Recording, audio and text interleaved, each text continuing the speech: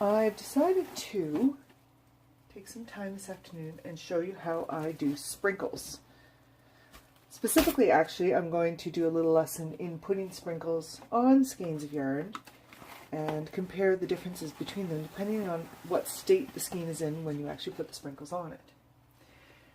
I have 3 mini skeins. They're 20 grams each. And they're in different states of dampness. We have a dry skein. This one here, completely dry. I've done nothing to it at all. We have a damp skein. And when I say damp, I'm referring to really light moisture. So you can sort of, when you squeeze the yarn, you can feel that it's sort of cold to the touch because there is some moisture still in the yarn. But for all intents and purposes, it's dry. It's not that point where you probably wouldn't skein it up yet because you can tell that there's just still some wet in there. But it's considered damp. So we have a damp one. And then I do have a skein that is in the sink that I'm going to take out right now. And it is wet. Soaked just in water. So I've squeezed that out. It's drippy, very wet. As I say, it was just in water. There was no citric acid or anything in the water.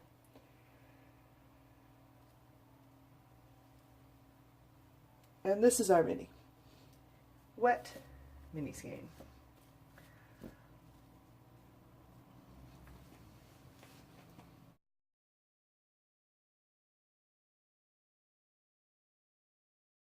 So the secret to my speckles, I just bought a few more of them, are these guys.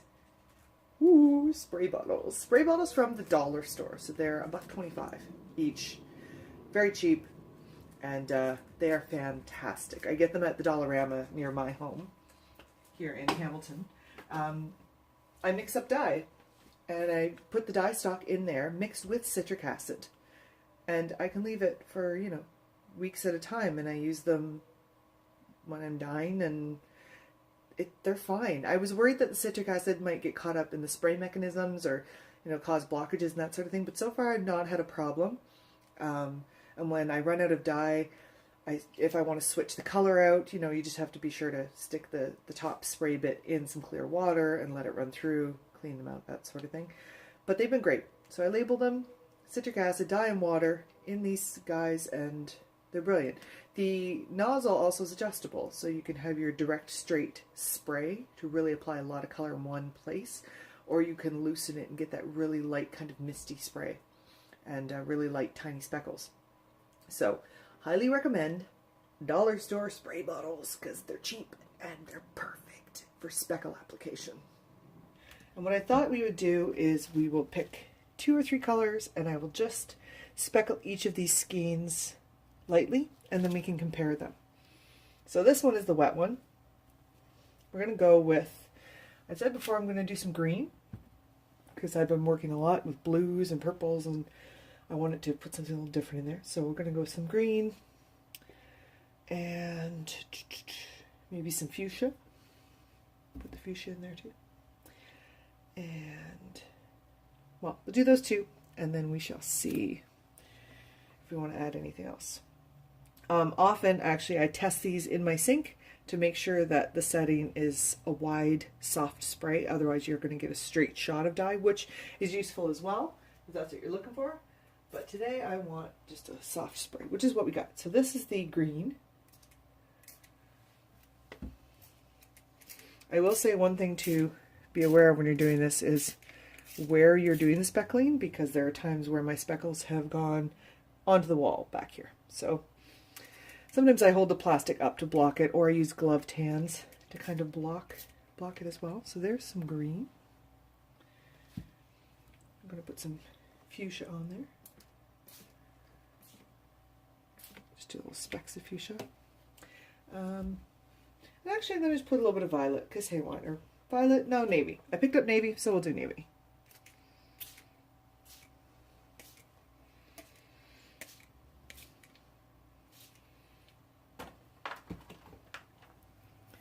So this is the wet skein. hopefully you can see that the color has spread, it's softened a bit.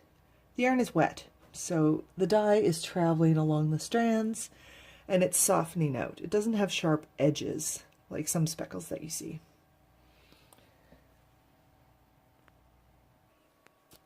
So I want you to have a closer look, and you can see that the speckles are just starting to spread. They're quite soft.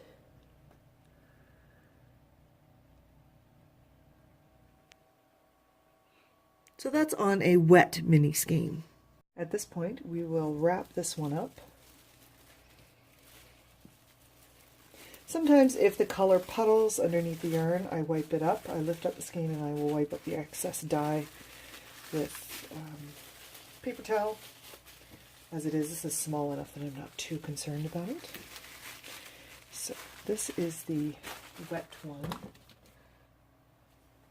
So I've laid down some new plastic. This is the almost dry skein, the one that feels slightly cool to the touch.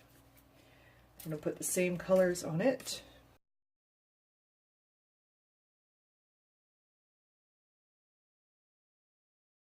So some fuchsia, some green, some navy. Ooh, the yarn looks very yellow. It's not. It's actually a white. Something weird about the lighting in this room. You can see again that although it felt quite dry to the touch, there's still areas of moisture here that are allowing the speckles to travel along the yarn. Some bits are kind of dry, so these bits of navy haven't moved. Some of this fuchsia has. So you get kind of a mix. Wherever there was more dampness, you'll see sort of, it almost looks blurry in spots next to the rest of the speckles.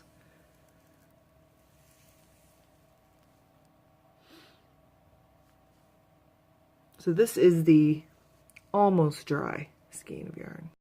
Last up we have a dry skein. So I've done nothing to this skein. This is right off the cone of yarn and it is dry. I've done nothing to it. So we're going to spray that as well with those three colors, navy, green, and fuchsia. It's important to note, I mentioned it before, that my speckles in these jars have citric acid in them. You do need the citric acid for the dye to strike and to actually dye the yarn and not bleed afterwards. So I have put my citric acid in my dye because I soaked all three of these mini skeins in just water. Well, I soaked two of them in just water. There's been no citric acid. So my green has come out a little big for some reason. Some big splotches, but that's okay. This is just a test. And then we got some navy. So now the green may travel a little bit along the yarn simply because it came out in really heavy splotches. But generally speaking, you won't see that here. This lovely not yellow yarn is keeping the speckles pretty much exactly where I put them. The yarn was completely dry, so the speckles don't travel.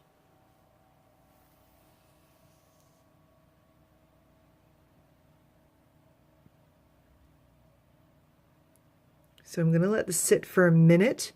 Because it's not even damp, the dye will take longer to kind of permeate the fibers, as it were. So sometimes I leave it sit for 10 minutes.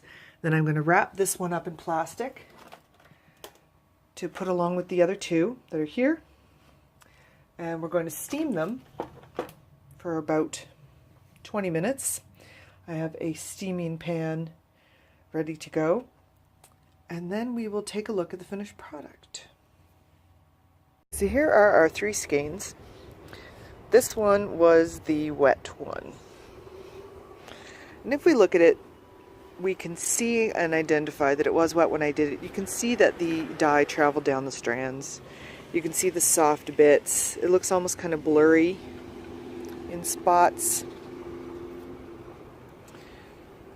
That's the effect you get when you put dye on a wet skein and it doesn't strike fast. I should note there are ways to apply to a wet skein with heat that will allow the dye to strike fast and still give you speckles.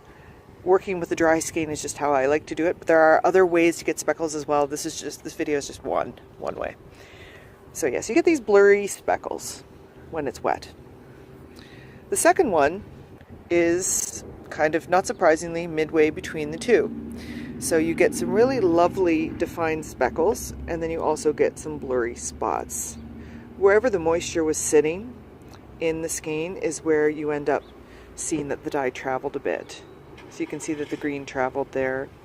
But at the same time, you get some beautiful little specks here that didn't move at all because it was drying spots and semi-drying spots. So that's your middle one. And then on the dry one, I did have some big splotches of green, so you end up getting some big splotches, but as you can see, the speckles are just really sharply defined. They stayed pretty much where I put them, and you get this really speckly, I don't know another word for it, sharply defined appearance that I really like. Especially if you do this on top of a base color, if the yarn has already been dyed. So yeah, there you have it. You have your wet spray, your sort of semi-damp sprayed skein, and then your dry. So depending on the effect you're looking for, all of these are lovely. They're all beautiful. It just depends on what you're going for. Next up, I'm going to knit these into swatches, and then we can see what they look like when they're knit up.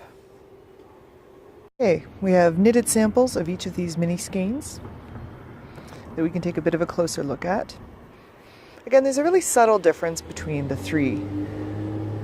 This one was the wet skein. So the speckles they're blurred. And it is a nice kind of splotchy effect. I quite like it. I think it would make a lovely sweater. So yeah, this is your wet skein knitted up in a stockinette stitch. This is your semi-dry skein, more dry than wet, but still. And you can see that. You can see where it was damp, where there was still a bit of moisture in it, where the dye traveled, but also where the dye stayed, where I dropped it, and stayed pretty sharp because there were sections of it that were quite dry. So it just sits in the middle of the two, the wet and the dry. Then you get the dry. I didn't pick the best part of the skein to make the sample, but you can still see that these speckles are pretty sharp, sharply edged. Pardon the traffic going by. Sharply edged, and also you get smaller, tinier drops as well. So they sort of, you could argue, get a little lost in the fabric. Again, I chose a section of the skein that was wider than other areas, but still you get these minuscule little drops. So there you have it. There are your three samples. They look like completely different yarns just due to the areas of the skeins that I chose to make the samples with. You have your three skeins where you get to see quite the difference between them. And yeah, that is how I at Stitch Noir approach my speckles. Would love to see what you make if you decide to try this particular technique. Good luck, and please leave comments down below. Let me know what else you'd like to see in terms of videos, what else you'd like to see me try, techniques, experiments. I'm open to anything. Ciao.